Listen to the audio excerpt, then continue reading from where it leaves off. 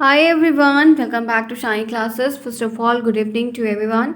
बज रहे हैं रात के 9 PM पर हम डेली क्लास करते हैं। यहाँ पर हम पेपर 1 के बारे में डिस्कस करेंगे। पेपर 1 पेपर 2 इम्पॉर्टेंट है, बहुत सारे सब्जेक्ट इंपॉर्टेंट अपनी जगह पर है, पर 50 नंबर के पेपर वैल्यूएबल होते हैं। उनसे आपके नंबर मेरिट लिस्ट 90% जो आप बनाते हो वो ईजी होता है।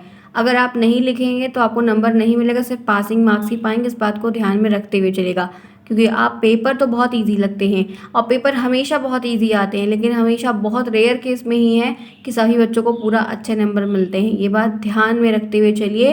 और रही बात रिजल्ट की, तो रिजल्ट आपके जो है वो आपके सितंबर के महीने में जब भी होंगे, अपडेट जैसे मिलेगी आपको दी जाएगी।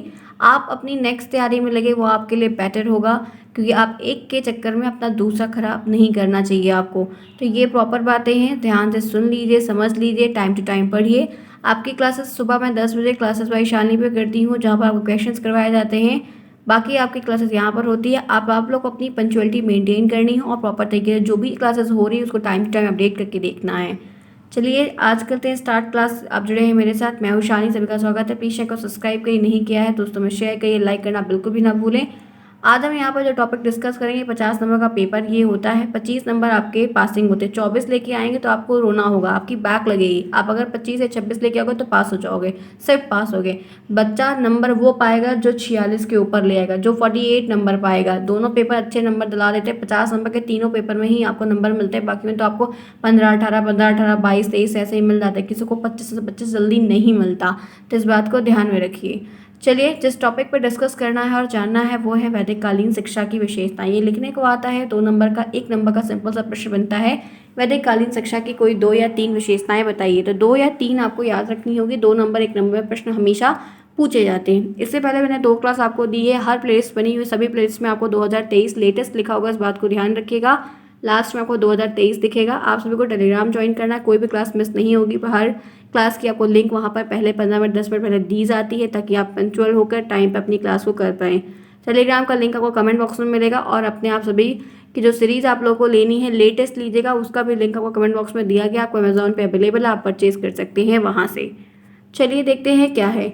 अगर हम बात करते हैं विशेषताओं की, तो विशेषताओं का मतलब होता है कि गुड चीज़ें जो एक अच्छी कैरेक्टरिस्टिक के अंतर्गत आते हैं। तो अगर हम विशेषता की बात करते हैं, तो पहली विशेषता की जो बात है वो है शिक्षा प्रणाली, यानी कि जो पढ़ाई लिखाई का सिस्टम था, जो मेथड था, जो तरीका था, वो इनकी एक अच्छी विशेषताओं में काउंट किया जाता है। जैसे वैदिक काल में छात्र माता पिता से दूर होकर घर छोड़कर गुरुकुल में रहते। गुरुकुल वो होता है, गुरुकुल का मतलब होता है गुरु का घर।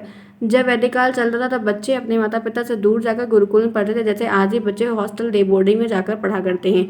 वहाँ पर जाकर रहते थे और शिक्षा को आराम से प्राप्त करते थे। मौखिक कह सकते हैं, प्रवचन द्वारा शिक्षा प्रदान करते थे। वहाँ पर उस समय जब वैदिक काल चल रहा था, तो जो पढ़ाई लिखाई का सिस्टम था वो गुरुकुल प्रणाली में मुंह से बोलकर होता था। प्रवचन कथा ऐसे तरीके से किया जाता था। ब्लैक बोर्ड और चौक या कॉपी से लिखना, ऐसी इंक स्याही की व्यवस्था उस समय भी अवेलेबल नहीं हुआ करती थी। और छात्र सुनने के बाद उनका मनन करते थे और उनका चिंतन करते थे, उनको याद करने का प्रयास करते थे। उस समय मौखिक पद्धति का प्रचलन हुआ था। उस समय पढ़ाई लिखाई के सिस्टम में अगर कोई चीज़ फेमस थी या सभी गुरुकुल में फॉलो होती थी या मानते थे, करते थे, तो वो मौखिक पद्धति थी, जिसमें हम मुंह से बोलकर गुरु बोलते थे और बच्चे उनको ध्यान से सुनते थे। कभी कभी वाद विवाद होता था। कैसे से करते थे? डिबेट करवाते थे। कोई टॉपिक पहले बताया, उस पर समझाया, उसके सारे पहलुओं पर चर्चा की, डिस्कस किया, उसके बाद उस पर बच्चों का डिबेट करवाते थे। कथा प्रणाली का भी प्रयोग किया जाता था। जो कथावाचक होते हैं उनकी तरह कथा प्रणाली का यूज़ करते थे। गृह कार्य होमवर्क भी देते थे कि जो चीज़ पे आज चर्चा हुई, कल हम इनके बारे में कुछ क्वेश्चन या प्रश्न आपसे पुनः पूछेंगे। तो इस तरीके की प्रणाली थी जो कि काफ़ी फेमस थी, और ये चीज़ गुरुकुल प्रणाली वैदिक काल के समय ही काफ़ी ज़्यादा विख्यात रूप से फेमस हुई थी। दूसरी दूसरी इनकी जो विशेषता है वो है विद्यालय का भवन। आज के स्कूल्स और बिल्डिंग जैसे इंफ्रास्ट्रक्चर्स मेंटेन किए जाते हैं, कलर्स, पेंट, स्मार्ट बोर्ड, बहुत सारी चीज़ें, डेस्क बेंच, बहुत सारी ये चीज़ें उस समय नहीं एप्लीकेबल थी, कुछ भी नहीं था। प्राचीन काल में छात्र हेतु किस तरह के भवन थे? एकदम मतलब प्रकृति के द्वारा, प्रकृति का स्कूल था। सारी चीज़ें वहाँ पर उपलब्ध नहीं होती थी। जो कक्षाएं होती थी वो बड़े से बरगद या जो है पीपल या जामुन, जो भी पेड़ होता था, मेनली बरगद और ऐसे वृक्ष जो छायादार वृक्ष हुआ करते थे, उनके नीचे ही क्लास हुआ करती थी। लोग बच्चे केले के पत्ते पे, टाट पट्टी पे जो भी रहता था, उसे चटाई पे जैसा भी था उसे बिछाकर या भूमि पे ऐसे ही बैठते थे। और वहाँ पर प्रकृति की ही गोद में रहकर अपने स्कूल की पढ़ाई किया करते थे। तो उनके लिए डेस्क बेंच, स्कूल का सिस्टम, कपड़ा लत्ता ऐसा कुछ नहीं था। जैसे श्रमण होते हैं, जैसे भिक्षु दिखाए जाते हैं बौद्ध धर्म, कुछ ऐसे ही वस्त्र, लुंगी कहते हैं, लंगोट टाइप का जो आता है, ऐसा कुछ वस्त्र वो लोग धारण करके वहाँ पर पढ़ते थे। कोई school type pant shirt belt जूता मोजा का कोई भी सिस्टम उस समय बिल्कुल भी नहीं हुआ करता था। तो ये दो प्रणाली की दो गुडविल की बात हो गई।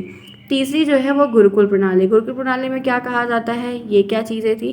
प्राचीन भारतीय शिक्षा की एक विशेषता गुरुकुल, सबसे अगर प्राचीन भारतीय की विशेषताओं की अगर बात करते हैं तो गुरुकुल प्रणाली का नाम उसमें से एक है।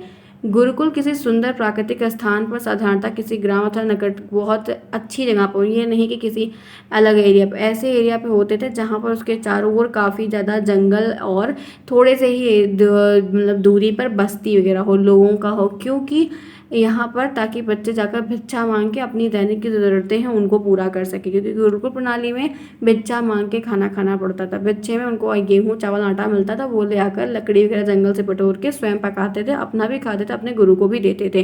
तो यहाँ पर है कि छात्रों की दैनिक ज़रूरतों को पूर्ति हेतु हो सके भिक्षाटन की सुविधा रहे, ताकि छात्र गुरु के पास आकर कुल गुरु के सदस्य के रूप में ज्ञान वगैरह अर्जन भी करते थे, वहाँ पे रहते भी थे, अपना खाना पीना व्यवस्था भी पूरी किया करते थे, और वास्तविक जीवन की शिक्षा भी वो धीरे धीरे करके प्राप्त कर रहे थे।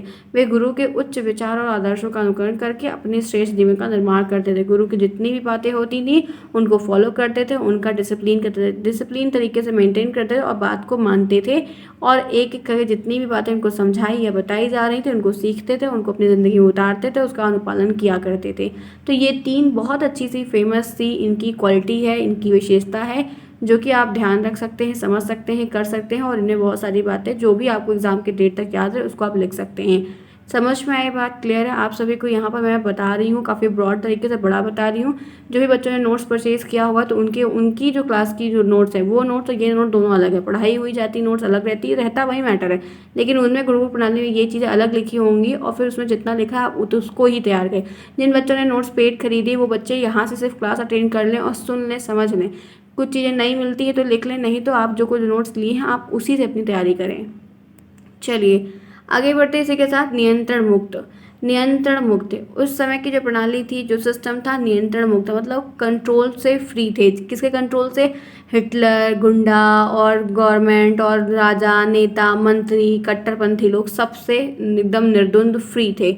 जैसे कहते हैं कि इन आश्रम तथा गुरुकुल में केवल आचार्य का ही नियंत्रण था। जो आश्रम थे, जो गुरुकुल थे, जो मठ थे, जो समुदाय थे, जो सिर्फ गुरु जो थे, जो न्यायाधीश हुआ करते थे मठ के, उन्हीं की अध्यक्षता में सब कुछ चलता था। वहाँ पर किसी और का कोई शासन, रूल रेगुलेशन, कोई कड़ाई नहीं हुआ करती थी। ये आश्रम तथा गुरुकुल बाहरी नियंत्रण और हस्तक्षेप से पूरी तरह से स्वतंत्र थे, फ्री थे। बाहर की ज़िंदगी से इनका कोई लेना देना नहीं था, और कोई भी इनको आकर अपनी हुकूमत चलाने में मजबूर भी नहीं कर सकता था।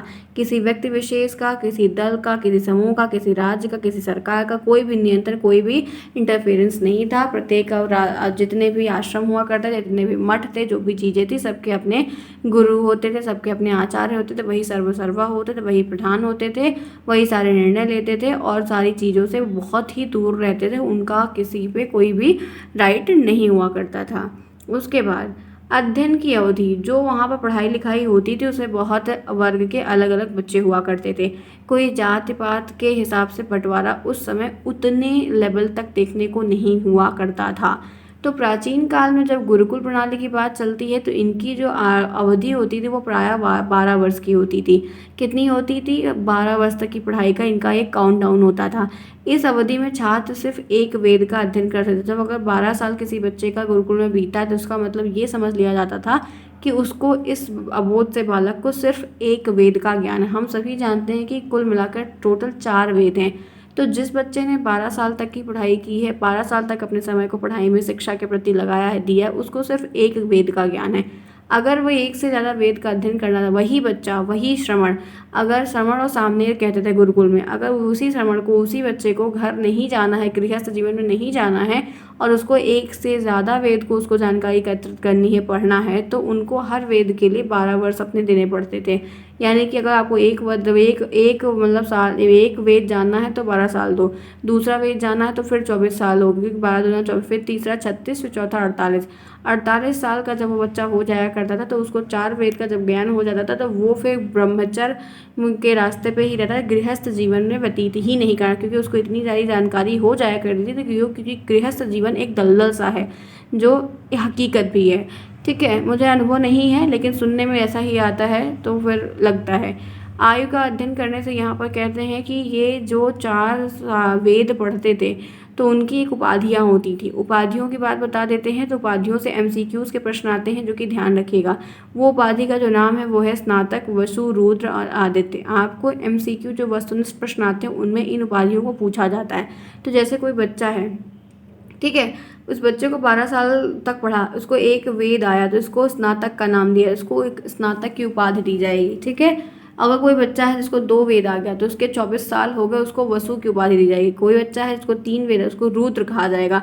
और कोई ऐसा है जो 4 वेद का ज्ञाता है, उसको 4 वेद बहुत अच्छे से आता है, उसका नाम आदित्य है, उसको आदित्य की उपाधि दी जाएगी। तो इस तरीके से ये अध्ययन अवधि की बात है जो कि इसमें बहुत अच्छी बात बताई गई है। और अगर बात करते हैं साहित्य और अर्थशास्त्र के जो छात्र हैं, जो अलग विषय के छात्र हैं, जो साहित्य से संबंधित चीज़ों को पढ़ रहे हैं या उस स्ट्रीम में हैं अर्थशास्त्र के बारे में, तो उनकी जो अध्ययन की अवधि है वो 10 वर्ष की हुआ करती थी। मैंने अभी तक आपको 11 मिनट की क्लास में मैंने आपको 5 पॉइंट्स बताए।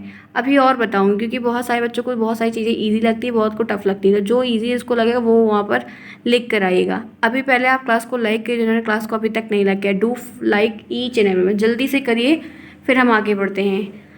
क्योंकि सिलेबस है बहुत बड़ा और नहीं कवर करेंगे तो एग्ज़ाम तक नहीं कवर हो पाएगा, फिर अच्छी बात नहीं होगी। इसलिए जल्दी से फटाफट क्लास को लाइक करिए, फिर आगे बढ़ते हैं और रफ्तार से हम बिना किसी बात के एकदम पिन ड्रॉप ऑफ साइलेंस के साथ क्लास को अटेंड करेंगे सभी बच्चे।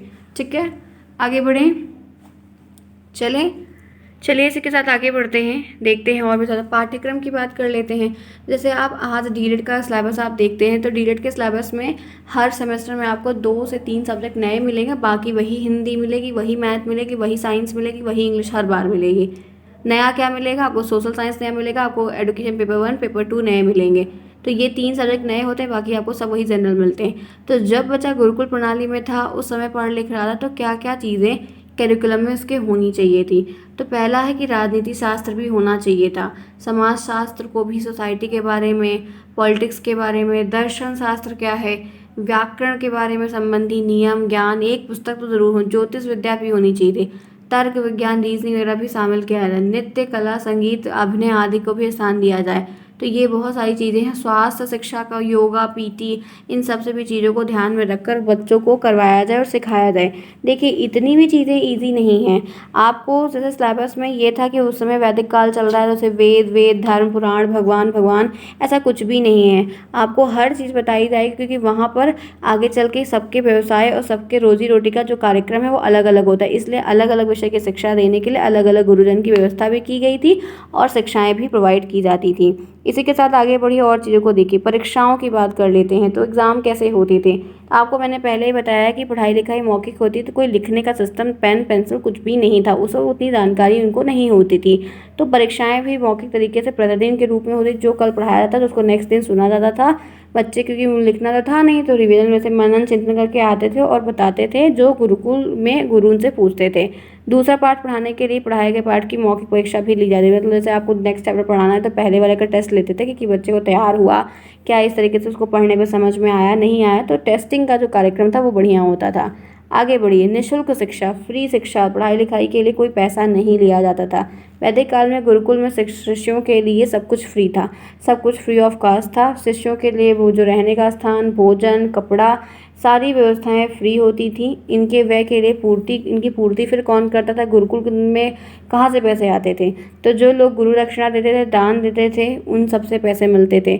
और उसके बाद फिर हर स्तर से ऐसे करके खाना पीना, नहाना धोना, रहना, कपड़ा लत्ता, जितनी भी व्यवस्थाएं हुआ करती थी वो सारे गुरुकुल में फ्री होती थी। और दान धर्म वही लोग करते थे जो बड़े हैं, राजा है, दरबारा हैं या बड़े बड़े और भी लोग दान धर्म करते थे। ट्रस्ट में लोग आज भी देते हैं, तो वो सारी चीज़ें की जाती हैं। तो ऐसे ही लोगों से जो धन इकट्ठा होता था, चीज़ें मिलती थी, उसी से वहाँ पर ये जीवन यापन का कार्य सुचारू रूप से चलता था। आगे बढ़िए, अनुशासन की बात कर लेते हैं। डिसिप्लिन क्या है, जैसे आज स्कूल बहुत स्ट्रिक्ट होते हैं, कहीं इंग्लिश में ना बोलो तो मार भी पड़ती है। सीबीएसई बोर्ड, आईसीएसई बोर्ड में आप टाई लगा के नहीं जाओगे, आपके जूते पॉलिश नहीं हुए तो आपको मार पड़ेगी, क्लास से बाहर निकाल देगा, फिर आपको पीएम जो है प्रेयर से बाहर निकाल दिया जाएगा, ड्रेस आयरन होना चाहिए, बहुत सारी लिमिटेशंस होती हैं। तो लेकिन क्या उस समय भी ऐसा, जब स्कूल ही था कि तो क्या वहाँ पर भी ऐसा कुछ था? तो जी नहीं, वहाँ पर इस तरीके से नहीं था लेकिन अलग डिफरेंट था। गुरुकुल में छात्र पिता पुत्र के बेटा और पिता की तरह रहते थे, ठीक है। तो इसलिए जो है आत्म बच्चे जो है इसीलिए जब खुद से सेल्फ डिसिप्लिन में रहते थे। वे दंड के रूप में प्रायश्चित करें, उनको दंड के रूप में डंडे से मारा जाए, मुर्गा बनाया जाए, ऐसा कुछ नहीं था। जब बच्चा कोई गलती कर देता था या हो जाती थी तो जो गुरु के सेक्शन मतलब उनको मार मतलब सज़ा देने से पहले वो खुद को ही सज़ा देते, जैसे वो धूप में खड़े हो जाया करते थे, खाना वो 2 दिन तक नहीं खाया करते, व्रत रहते थे, तो अपने आप को स्वानुशासित करते थे खुद ही। तो बच्चे जो है उसमें काफ़ी अच्छे तरीके से डिसिप्लिन में रहते, उनको डांटने मारने की ज़रूरत नहीं होती थी, क्योंकि वो खुद की सज़ा को खुद ही देते थे। अगर गलती किया है तो सज़ा वो खुद देंगे। चलिए इसी के साथ आगे बढ़ते हैं। गुरु और शिष्य का संबंध कैसा था? तो ये बहुत अच्छा पॉइंट यहाँ पर आता है। वैदिक काल जब चल रहा था, वैदिक पीरियड के बारे में पढ़ रहे हैं, तो गुरु और शिष्य का संबंध बहुत ही मीठा और प्यारा था, ठीक है, एकदम गुलाब जामुन के सीढ़े की तरह। गुरु शिष्य पिता पुत्र की तरह रहते थे, गुरु पिता और शिष्य पुत्र की तरह। शिष्य अपने अध्ययन काल के रूप में पूर्ण में गुरु के संरक्षण पर, जब बच्चा पढ़ने जाता था तो हर चीज़ गुरु की छत्र छाया में पलता पड़ता था, और शिष्य जो है गुरु शिष्य का एकदम पिता की तरह मानते थे, उनका ध्यान रखते थे। गुरु शिष्य को उसी प्रकार से देखते जिस प्रकार एक पिता अपने पुत्र को देखता है, उसको पढ़ाता है, बताता है, अच्छी ज्ञान देता है, चीज़ें समझाता है, तो वैसे ही ये किया करते थे। गुरु शिष्य के संपूर्ण व्यक्तित्व के विकास के लिए प्रयास भी करते थे कि उसका मुझे सर्वांगीण विकास करना, होल डेवलपमेंट करना, उसको हर बात सिखानी है, क्या अच्छी है क्या बुरी है, निर्णय लेना, नैतिकता, प्राथमिकता, सारी चीज़ों को सिखाने के लिए वो काफ़ी प्रयासरत रहते थे और चीज़ों को सिखाते थे। आवश्यकता होने पर गुरु अपने शिष्य की जो कह सकते हैं कि जैसे शुश्रूषा है ये, मतलब जैसे कोई तीमारदारी होती वो कहते हैं, ठीक है, इस चिकित्सा वगैरह भी करनी होती थी तो वहाँ पर भी दिखाते थे, तबीयत खराब है तो बताते थे, देखते थे।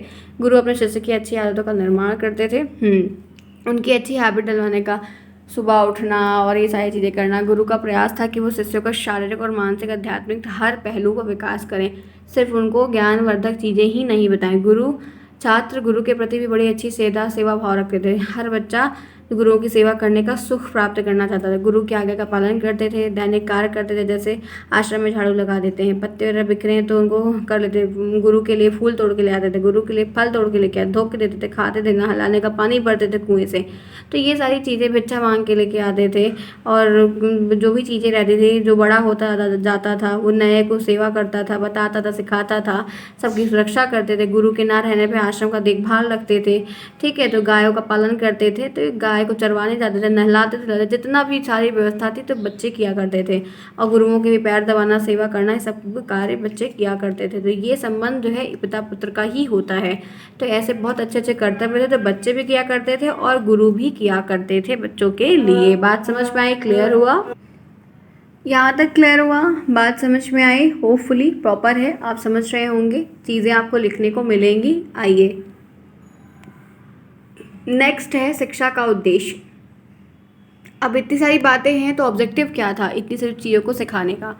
तो कहते हैं कि प्राचीन भारतीय समाज के सभी पक्ष धार्मिक भावनाओं से परिपूर्ण थे। जी हाँ, क्योंकि उसमें आध्यात्मिक और धार्मिक चीज़ों का काफ़ी प्रचलन था। समाज के प्रत्येक पहलू पर धर्म का रंग चढ़ा हुआ था। फलता कह सकते हैं कि शिक्षा भी धर्म के आधार पर ही आधारित थी। धर्म के कारण शिक्षा के उद्देश्य भी धार्मिक थे, और वैदिक शिक्षा का प्रमुख उद्देश्य आध्यात्मिक विकास करना भी था। तो धर्म से रिलेटेड ही उद्देश्य उनके उस समय हुआ करते। शिक्षा का स्वरूप कैसा था? तो प्राचीन समय में संपूर्ण शिक्षा धर्म से अनुप्रेरित थी। उसके बाद कह सकते हैं कि शिक्षा के आदर्श, उद्देश्य, व्यवस्था, सामग्री, छात्रों का दैनिक जीवन में जो धर्म से चीज़ें हैं उन सब से जो भी जानकारी नहीं, बताना, सिखाना, समझाना, करवाना, ये सारी चीज़ें, ज्ञान का अर्जन धर्म के आधार पर करवाना, बताना, सब कुछ इसी तरीके से वहाँ पर निर्मित था और सिखाया जाता था। आगे बढ़ें तो फ्रेंड्स, आपकी क्लास अब होगी ओवर। जहाँ पर मैंने आपको आज सिर्फ और सिर्फ एक टॉपिक पर डिस्कस किया वो था हमारा उद्देश्य। 16 पॉइंट मैंने आपको बताए। ये बड़े इसलिए हैं क्योंकि इनसे हम इनकी विशेषताओं से भी बहुत सारे प्रश्न कर लेते हैं, तो इसलिए मैंने इसको काफ़ी ब्रॉड तरीके से करवाने का था आपका। चलिए फिर क्लास हो गई आज की ओवर। ये हमारी यहाँ पर क्लास होगी, हम डेली करते हैं शाम को रात में 9 बजे। उम्मीद है क्लास पसंद आई होगी। प्रॉब्लम नहीं है किसी को, जो ही है प्रॉब्लम वो मुझे कमेंट बॉक्स में पूछ सकते हैं, जो भी जानकारी आपको लेना आप ले सकते हैं। मिलते हैं फिर कल, ढेर सारी बातें अच्छे अच्छे टॉपिक्स पे डिस्कशन करेंगे, सिलेबस को आगे बढ़ते चलेंगे, कवर करते चलेंगे। मुस्कुराते रहिए, ऐसे जैसे ये इमोजी मुस्कुरा रहा है ऐसे आप भी मुस्कुराते रहिए, पढ़ते रहिए, एंजॉय करते रहिए। सभी को गुड नाइट, बाय बाय।